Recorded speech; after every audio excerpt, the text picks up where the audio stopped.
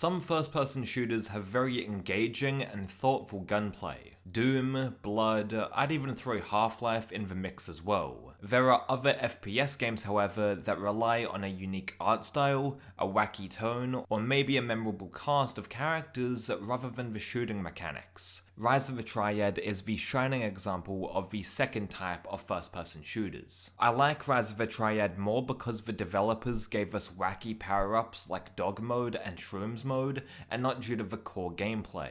Don't get me wrong, the gunplay is fine, but it's just an upgraded version of Wolfenstein 3D, with you spending 80% of your time firing the same basic machine gun. You do get a selection of super weapons to blast enemies with, but they don't have a ton of ammo, so you'll be sticking to the basic machine gun that never runs out of bullets. The enemy variety is actually pretty decent, with the guards having different properties. Also in episode 3, the patrol bots and ballista craft make their first appearance. In the game's final episode, these undead monks show up, and the deathfire monks that shoot projectiles at you are the bane of my existence. Some of these enemies are quite bullet spongy, notably the monks and the Triad enforcers, making the game feel like an absolute slog to get through in the subsequent episodes. The level design can also get a little repetitive, with the same maze layouts over and over. Wolfenstein 3D had the same issue, but luckily Rise of the Triad is much shorter in length, and the various traps and stage hazards make levels more distinct by comparison.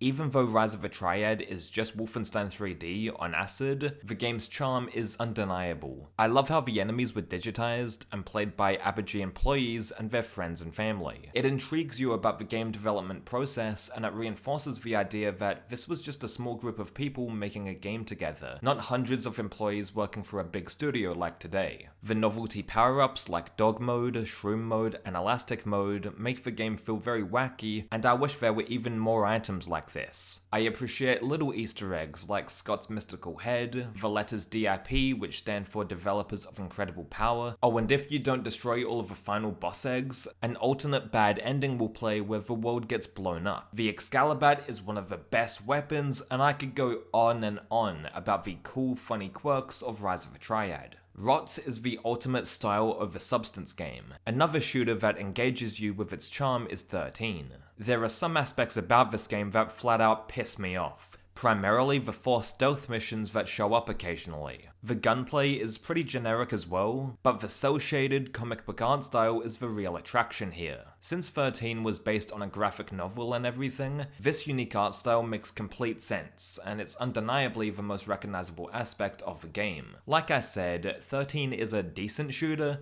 but with a beautiful art style, and that's why the 13 remake falls flat. 13 is another example of style over substance. With that all in mind, what are some other games that might not have the best gameplay elements, but are just so likable that you can't put down?